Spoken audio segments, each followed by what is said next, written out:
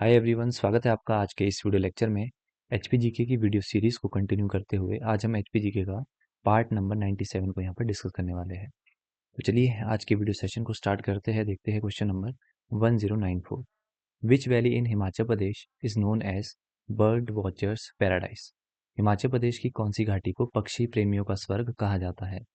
तो हब्बन वैली जो है इसे कहा जाता है बर्ड्स वॉचर पैराडाइज। अब एक क्वेश्चन जो है आपके एचपी हाई कोर्ट के पेपर में पूछा गया था, वहां पर डायरेक्ट क्वेश्चन पूछा गया था आपसे कि हब्बन वैली जो है ये कहाँ पे सिचुएटेड है। तो याद रखिएगा हब्बन वैली कहाँ पर पड़ती है, डिस्ट्रिक्ट सिरमौर। इसके बाद यहाँ पर वैलीज की बात हो रही है, तो क्यों ना हम वैलीज के कुछ एक इंपॉर्टेंट पॉइंट्स यहाँ पर डिस्कस कर लेते हैं। सबसे पहले हम बात करते हैं कौन सी वैली जो है जिसे हनी एंड मिल्क के नाम से जाना जाता है। तो वो वैली है रावी वैली, ठीक है। उसके बाद क्वेश्चन यहाँ पर फ्रेम होता है कि किस वैली को जो है वो रंगोली कहा जाता है।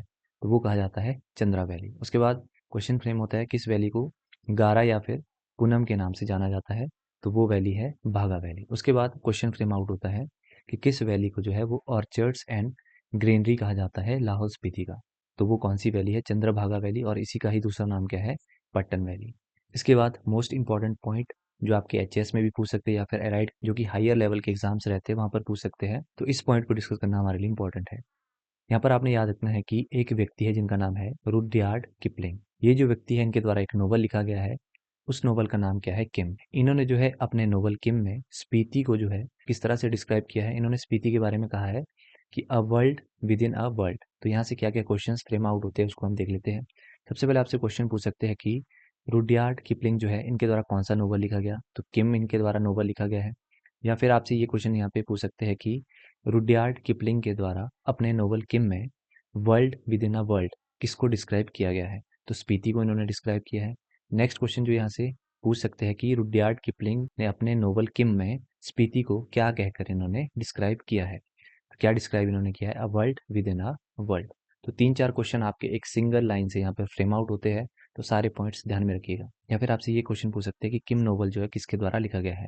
तो रुडयार्ड किपलिंग के द्वारा ये लिखा गया है। तो सारे पॉइंट्स जो हमने डिस्कस किए इनको हम फटाफट से रिवाइज कर लेते हैं। तो सबसे पहले हमने बात की कौन सी वैली को हनी एंड मिल्क के नाम से जाना जाता है। तो वो वैली है आपकी रावी वैली।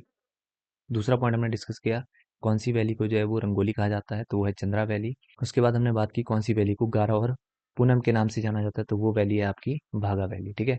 उसके बाद हमने बात की कि किस वैली को ऑर्चर्ड्स एंड ग्रीनरी के नाम से जाना जाता है। तो वो वैली है आपकी चंद्रभागा वैली, जिसे हम कहते हैं पट्टन वैली के नाम से भी हम जानते हैं। उसके बाद हमने बात की एक व्यक्ति थे रुडयार्ड किपलिंग, इनके द्वारा एक नोवेल लिखी गई है जिसका नाम क्या है, किम, ठीक है। और इन्होंने जो है स्पीति को क्या कह के डिस्क्राइब किया है, world within a world. तो सारे पॉइंट्स हमने यहाँ पर रिवाइज कर लिए। और यहाँ से आपने याद रखना है कि बर्ड वॉचर्स पैराडाइज ये किस वैली को कहा जाता है, हबन वैली। क्लियर। चलिए अगले क्वेश्चन पे मूव करते हैं। 1095 यहाँ पर पूछा गया है labour bureau office building was built around 1927-28 and it's name was. श्रम ब्यूरो कार्यालय भवन का निर्माण 1927-28 के आसपास हुआ था, इसका क्या नाम था। देखो लेबर ब्यूरो ऑफिस बिल्डिंग जो थी इसका मेन ऑफिस था क्लेयरमॉन्ट, ठीक है। तो इसका राइट आंसर हो जाएगा ऑप्शन नंबर ए, क्लेयरमॉन्ट। और सेकेंडली आपने यहाँ से याद रखना है कि लेबर ब्यूरो ऑफिस बिल्डिंग जो है इसको कब कंस्ट्रक्ट किया गया था, अराउंड 1927-28, ठीक है। तो दो तीन पॉइंट पहले तो याद रख लो। इसके बाद कुछ एक और बिल्डिंग्स है जहाँ से डायरेक्ट क्वेश्चन आपसे पूछे जाते हैं, इनको रिवाइज करने के लिए मैंने इनको यहीं पर ही इंक्लूड कर दिया है। सबसे पहले बात करते हैं बार्नेस कोर्ट की। इसको कंस्ट्रक्ट किया गया था वर्ष 1930। रॉथनी कैसल 1938। वाइस रीगल लॉज बहुत बार पूछा जाता है। इसका कंस्ट्रक्शन का काम 1880 में स्टार्ट हुआ और कंप्लीट कब हुआ, 1888। उसके बाद टाउन हॉल हुआ 1888। उसके बाद इसके साथ ही पड़ता है गेटी थिएटर, इसको कंस्ट्रक्ट किया गया था 1887। उसके बाद आपको कमेंट सेक्शन में बताना है कि गेटी थिएटर के जो आर्किटेक्ट थे उनका क्या नाम था। उसके बाद बात करें रिपन हॉस्पिटल, इसको कंस्ट्रक्ट किया गया था 1885। आपको कमेंट सेक्शन में एक और बताना है आईजीएमसी, इसको कब कंस्ट्रक्ट किया गया था, ठीक है। सारे पॉइंट्स आपको ध्यान में रखने, एक बार क्यों ना इनको रिवाइज कर ले। तो सबसे पहले हमने यहाँ पर बात की बार्नस कोर्ट, इसका कंस्ट्रक्शन कब हुआ था, 1930। उसके बाद रॉथनी कैसल, इसको बनाया गया था वर्ष 1938। वाइस रीगल लॉज 1880 में इसका कंस्ट्रक्शन स्टार्ट हुआ और 1888 तक इसका कंस्ट्रक्शन चला था। टाउन हॉल इसको भी कंस्ट्रक्ट किया गया था 1888। उसके बाद है गेटी थिएटर, इसको कंस्ट्रक्ट किया गया था 1887 में। उसके बाद है रिपन हॉस्पिटल, इसको बनाया गया था वर्ष 1885 में, ठीक है। सारी जितनी भी बिल्डिंग्स हैं इनके जो कंस्ट्रक्शन ईयर है उसके बेसिस पे भी क्वेश्चन पूछे जाते हैं, तो इनको भी आप याद रखिएगा। आगे के क्वेश्चंस को डिस्कस करने से पहले मैं आपको बताना चाहता हूँ हमारी एक एचपीजीके की एमसीक्यू फॉर्म में एक बुकलेट आती है जिसमें आपको 1000 एमसीक्यूज देखने को मिल जाते हैं। ठीक है, अगर आप एचपी हाई कोर्ट की तैयारी कर रहे हैं तो आपको पता है वहाँ पर डायरेक्ट 30 मार्क्स का एचपी जीके पूछा जाना है, तो वहाँ पर ये आपको हेल्प कर देगा। ठीक है, इसके साथ साथ अगर आप एचएएस की तैयारी कर रहे हैं या फिर एलाइड की तैयारी कर रहे हैं या फिर पीजीटी टीजीटी जिस भी एग्जाम्स की तैयारी कर रहे हैं, तो अगर आप एचपीजीके को प्रिपेयर करना चाहते हैं तो ये पीडीएफ आपके लिए बहुत हेल्प करने वाली है। ठीक है, अगर आप इसको परचेज करना चाहते हैं तो इसको परचेज करने के लिए आपको करना क्या है, आपको हमारे टेलीग्राम चैनल को ज्वाइन करना है, जिसका लिंक मैं आपको डिस्क्रिप्शन में प्रोवाइड कर दूंगा।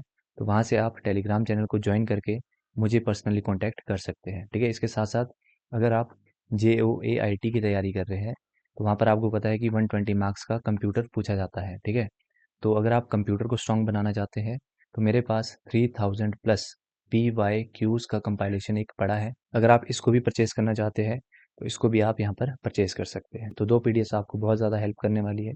चलिए बढ़ते हैं अगले क्वेश्चन की ओर। 1096 यहाँ पर पूछा गया है, in which year was river rafting introduced in Himachal प्रदेश।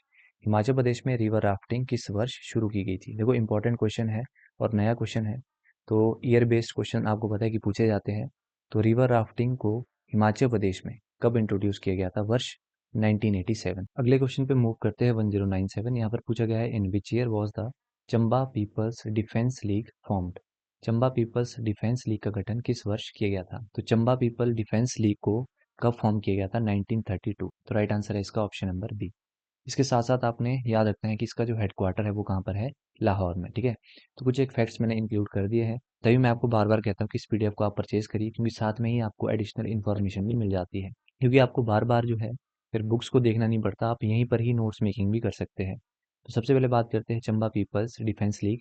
1932 में इसको फॉर्म किया गया। इसका जो हेडक्वार्टर वो कहाँ पर था, लाहौर। ये आपने याद रख लेना है। ठीक है, ये यहाँ पर मेन है। उसके बाद कई बार एग्जाम में पूछा जाता है चंबा सेवक संघ, बहुत बार ये एग्जाम में पूछा गया है, इसको कब फॉर्म किया गया था, 1936। ठीक है, उसके बाद मंडी लेजिस्लेटिव काउंसिल, इसको फॉर्म किया गया था 1933। तो 3-4 ईयर्स आपने यहाँ से जाने, और हेडक्वार्टर कहाँ पर है, चंबा पीपल्स डिफेंस लीग का लाहौर में। ठीक है, तो सारे पॉइंट्स इनको ध्यान में रखिएगा। अगर आपने रिवाइज करना है तो एक बार मैं आपको यहाँ पर रिवाइज भी करवा देता हूँ। सबसे पहले हमने बात की चंबा पीपल्स डिफेंस लीग, इसको फॉर्म किया गया 1932। इसका हेडक्वार्टर कहाँ पे था, लाहौर में। चंबा सेवक संघ 1936। ठीक है, उसके बाद मंडी लेजिस्लेटिव काउंसिल, इसको कब फॉर्म किया गया, 1933 में। चलिए अगले क्वेश्चन को डिस्कस करते हैं। 1098 यहाँ पर पूछा गया है, when was the first Himachal Pradesh state finance commission constituted. तो हिमाचल प्रदेश का जो स्टेट फाइनेंस कमीशन है उसको कब फॉर्म किया गया था, 1994 में। ठीक है, अगर आपको एग्जैक्ट याद रखना है तो वो है आपका 23 अप्रैल। ठीक है, तो इसका राइट आंसर क्या होगा, ऑप्शन नंबर सी। पहला पॉइंट तो आपको ये ध्यान में रखना है। उसके बाद यहाँ पर कुछ एक और एडिशनल जो फैक्ट्स है उनको मैंने यहाँ पर इंक्लूड किया है, इनको भी हम देख लेते हैं। सबसे पहले बात करते हैं Himachal Pradesh state information commission की, इसको फॉर्म किया गया था वर्ष 2006। उसके बाद ऑफिस ऑफ लोकायुक्त, इसको फॉर्म किया गया था 1983। उसके बाद हिमाचल प्रदेश एडमिनिस्ट्रेटिव ट्रिब्यूनल, इसको फॉर्म किया गया 1986। उसके बाद अंत्योदय योजना, इसको कब स्टार्ट किया गया हिमाचल प्रदेश में, 1990। उसके बाद नंगल ऊना जो रेलवे लाइन है इसका जो इनॉग्रेशन है वो कब किया गया था, 1991। तो यहाँ पर हमने और भी फैक्ट्स जाने, ये भी आपको ध्यान में रखने हैं, और आपको कमेंट सेक्शन में ये बताना है कि हिमाचल प्रदेश के फर्स्ट स्टेट इन्फॉर्मेशन कमिश्नर थे वो कौन थे। ठीक है, तो ये आपको कमेंट सेक्शन में बताना है, और जो लोकायुक्त रहे फर्स्ट, ये भी आपको कमेंट सेक्शन में बताना है, ये आपके लिए होमवर्क रहेगा। अब जितने भी पॉइंट्स हमने यहाँ पर डिस्कस किए इनको हम फटाफट से रिवाइज कर लेते हैं। सबसे पहले हमने यहाँ पर बात की Himachal Pradesh state information commission की, इसको फॉर्म किया गया 2006। उसके बाद ऑफिस ऑफ लोकायुक्त 1983। उसके बाद हिमाचल प्रदेश एडमिनिस्ट्रेटिव ट्रिब्यूनल, इसको फॉर्म किया गया 1986। अंत्योदय योजना, इसको स्टार्ट किया गया था वर्ष 1990 में।